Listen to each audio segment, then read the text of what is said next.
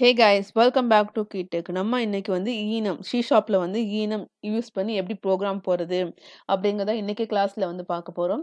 இந்த வீடியோ பார்க்கறதுக்கு முன்னாடி இது வரைக்கும் நீங்க நம்ம சேனல் சப்ஸ்கிரைப் பண்ணா சப்ஸ்கிரைப் பண்ணிக்கங்க. மறக்காம பக்கத்துல இருக்க பெல் ஐகான் கிளிக் பண்ணிக்கங்க. அப்பதான் நாங்க போற வீடியோஸ் உங்களுக்கு நோட்டிஃபிகேஷன்ல வரும். மோஸ்ட்லி Enum வந்து எதுக்கு யூஸ் பண்றாங்க அப்படின்னு சொல்லி பார்த்துட்டோம் அப்படின்னா, இப்போ வந்து சேஞ்ச் ஆகாத வேல்யூஸ்லாம் இருக்குல்ல. இப்போ மந்த், வீக் டேஸ் இந்த மாதிரி டைரக்ஷன் இதெல்லாம் வந்து என்னைக்குமே சேஞ்ச் ஆகாது.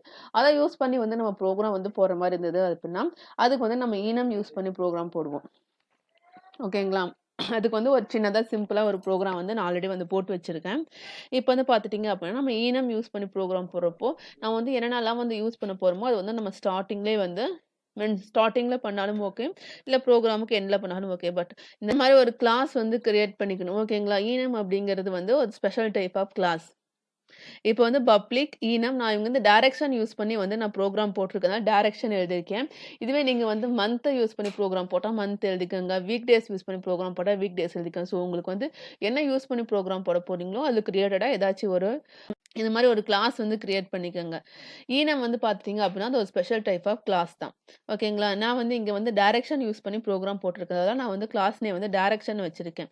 நீங்கள் வந்து வேற ஏதாச்சும் யூஸ் பண்ணி மந்த் யூஸ் பண்ணி ப்ரோக்ராம் போட்டால் மந்த்னு வச்சுக்கலாம். அதே மாதிரி வந்து வீக் டேஸ் யூஸ் பண்ணி ப்ரோக்ராம் போட்டால் வீக் டேஸ் வச்சுக்கலாம். ஸோ அந்த மாதிரி நீங்கள் எதை யூஸ் பண்ணி ப்ரோக்ராம் போடுறீங்களோ அதுக்கு ரிலேட்டடாக வந்து நேம் வச்சுக்கோங்க. இங்கே ஈஸ்ட் வெஸ்ட் நார்த் 4 தான் வந்து இருக்கும். ஸோ 4 வந்து நான் இங்கே வந்து மென்ஷன் பண்ணியிருக்கேன்.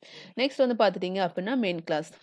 ஓகேங்களா? கிளாஸ் நேம் இதான் வந்து main function public static void main. இங்கே வந்து பார்த்துட்டீங்க அப்படின்னா 4 டைரக்ஷன் இருக்குல்ல. ஸோ ஜஸ்ட் சிம்பிளாக அந்த ப்ரோக்ராம் வந்து போட்டிருக்கேன்.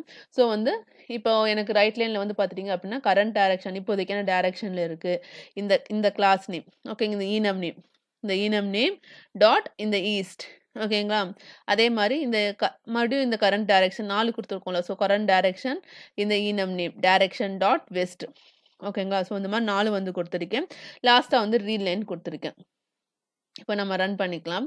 ரன் பண்ணால் கரண்ட் டைரக்ஷன் போட்டு நம்ம இங்கே ஈஸ்ட் வெஸ்ட் நார்த் சவுத் கொடுத்துருக்கோமா. ஸோ இங்கே வந்து பார்த்துட்டிங்க அப்படின்னா ஈஸ்ட் வெஸ்ட் நார்த்து சவுத் வந்து வந்துருச்சு. இப்போ நான் வந்து ரீட் லைன் வந்து இங்கே வந்து யூஸ் பண்ணியிருக்கேன். ஓகேங்களா?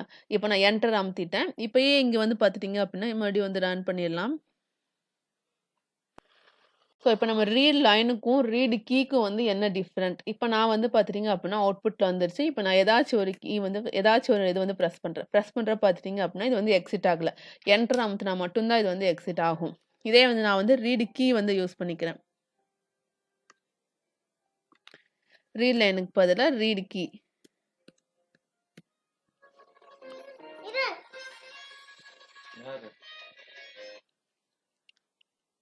இப்போ ரீட் கீ யூஸ் பண்ணி வந்து ரன் பண்ணிடலாம்.